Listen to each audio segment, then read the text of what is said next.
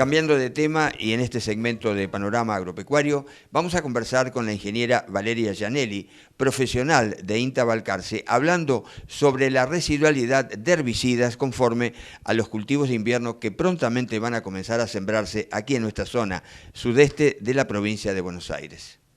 Un resumen un poco de la charla que hicieron el 24 de mayo pasado. Bueno, básicamente se habló de diversos aspectos relacionados a la residualidad de los herbicidas en el suelo, los herbicidas que más problemáticas hay en nuestra región corresponden a las familias de las imidazolinonas y sulfonilureas, que se aplican en cultivos tolerantes como girasol y maíz CL, y que luego pueden tener un efecto fitotóxico en el cultivo de trigo o cebada que se siembra en la rotación de los cultivos. Bueno, las imidazolinonas es un herbicida posemergente en el girasol que apareció casualmente en esos materiales resistentes cuando antiguamente hablábamos del Rainbow, acetoclor y demás, ¿no? Ahora aparece esta alternativa muy buena para el girasol. Pero claro, vos decís que puede haber un problema de residualidad. ¿Qué tiempo debe pasar o cuál sería, digamos, a dónde debe apuntar el productor? Si, bueno, ¿estoy libre del problema o continúo con el problema? Lo principal que hay que tener en cuenta son las condiciones meteorológicas, es decir, las precipitaciones que transcurren desde que se aplica el herbicida hasta que se va a sembrar el cultivo. Lo que se recomienda es que ocurra una precipitación de mínimo de 300 milímetros para que permita la degradación del herbicida en el suelo. En general hemos visto que necesitamos entre 4 o 5 meses para que no haya un efecto fitotóxico, siempre dependiendo de las características del suelo y, como dije, de las condiciones meteorológicas. Haciendo un poco cuentas, ¿no es cierto?, respecto al tiempo, el herbicida se estaría aplicando, si yo siembro el girasol en el mes de octubre, estaría aplicando noviembre, diciembre, así que 5 meses nos vamos a mayo. Estamos medio justito, ¿no?, con los materiales de ciclos largos que se siembran en junio. Sí, estamos ahí, por lo tanto lo que nosotros recomendamos es hacer algún tipo de análisis de residuos en el suelo. Existe una metodología que se hace a través de bioensayos con plantas, en la cual uno puede determinar si se va a provocar algún efecto en el cultivo que va a sembrar a campo o no. Utilizarlo como una herramienta predictiva de si va a haber algún efecto fitotóxico. A través de, digamos, de ensayos de laboratorio, ¿se puede determinar si existe ese residuo en el suelo? Sí, se pueden hacer análisis químicos también en un laboratorio de pesticidas. Sin embargo, el problema es que si bien un análisis químico nos brinda la información de qué cantidad de residuo hay en el suelo, no nos dice si esa cantidad va a producir algún efecto fitotóxico en el cultivo o no. Por lo tanto, lo que recomendamos nosotros es hacer un tipo de bioensayo que, aunque no nos diga qué concentración hay en el suelo, sí nos permite predecir si después va a haber algún efecto en el cultivo. A ver, el productor tiene que llevar un trozo de pan de tierra, ¿no es cierto? Y, por supuesto, allí entonces determinar el qué pasa con ese cultivo que se va a sembrar a través de cámaras de ensayo. ¿Pueden haber efectos reversibles o efectos irreversibles? Sí, puede ser que como esta es una herramienta predictiva, como te comentaba, que generalmente nosotros la hacemos hasta que el cultivo tiene 2 o 3 hojas nada más.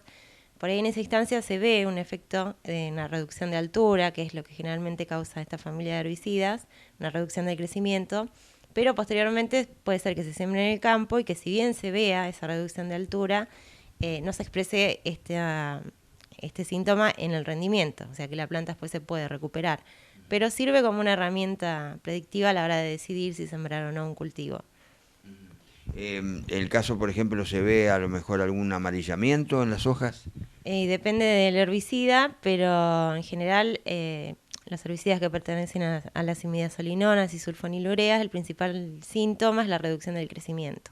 Quedan plantas chicas, se reducen las raíces. Hay un retraso del crecimiento, puede quedar el cultivo chico.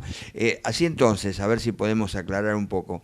5 meses aproximadamente y 300 milímetros de precipitación durante todo ese periodo. Exacto, sí. Lo principal no es tanto el periodo de tiempo de 5 meses, no es que debe transcurrir 5 meses sí o sí, sino que llevan 300 milímetros y dependiendo del contenido de materia orgánica del suelo, cuando un suelo tiene más materia orgánica se favorece la degradación de estos herbicidas y por lo tanto no requiere tanto tiempo. Bueno, estamos en suelos aquí en Balcarce con 5, 6, hasta 7% de materia orgánica. Eso es un punto a favor al momento de decidir o no la implantación de un cereal luego de un girasol tratado con imidazolinona. Exacto, sí, suelos con menos materia orgánica van a tener menos degradación y el periodo de residualidad se va a extender. ¿Tanto el trigo como la cebada, digamos, tienen el mismo efecto? Sí, lo que hemos estado viendo que la cebada por ahí puede ser un poco más sensible que el trigo. Además en el caso del trigo hay cultivares tolerantes también a imidazolinonas, los trigos CL, que son una alternativa a la hora de sembrar un cultivo luego de la aplicación en un girasol CL. Trigo CL. Bueno, para mí es una novedad. ¿Hace poco que han comenzado a aparecer? No, hace varios años, después de que se implementó la tecnología Clearfield con el girasol CL, al tiempo como se vio que estaba este problema de residualidad, aparecieron los trigos CL.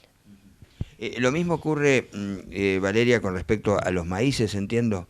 Es decir, como antecesor de trigo, hacer un maíz clear, por ejemplo. Exacto, es lo mismo porque un maíz CL tiene otro tipo de herbicidas, pero también pertenecen a la misma familia, que son las imidazolinonas, y el periodo de residualidad es prácticamente el mismo.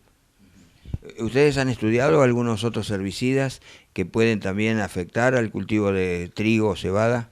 Sí, hemos hecho ensayos con distintos herbicidas que se usan actualmente en barbecho para el control de rama negra, que es una problemática importante en nuestra zona, como es el herbicida Spider, o clorimurón, mesulfurón de las sulfonilureas.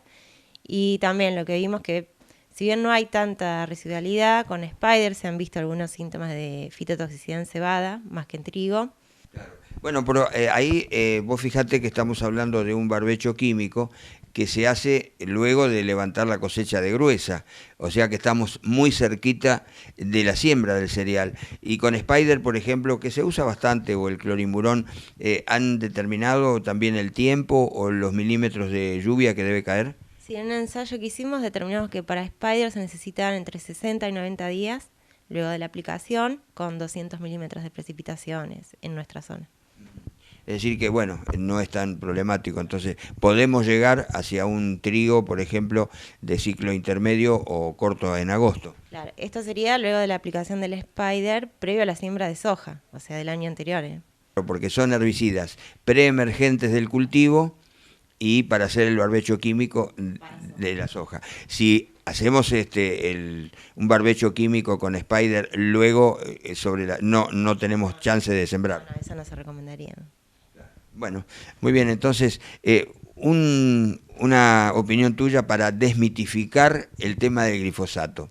¿El glifosato tiene residualidad en el suelo o no? No, en el suelo no. O sea, puede llegar a tener persistencia química, que no es lo mismo que la persistencia fitotóxica. Es decir, que puede estar un tiempo en el suelo, pero no le va a producir un efecto fitotóxico en cultivo que se siembre luego de su aplicación.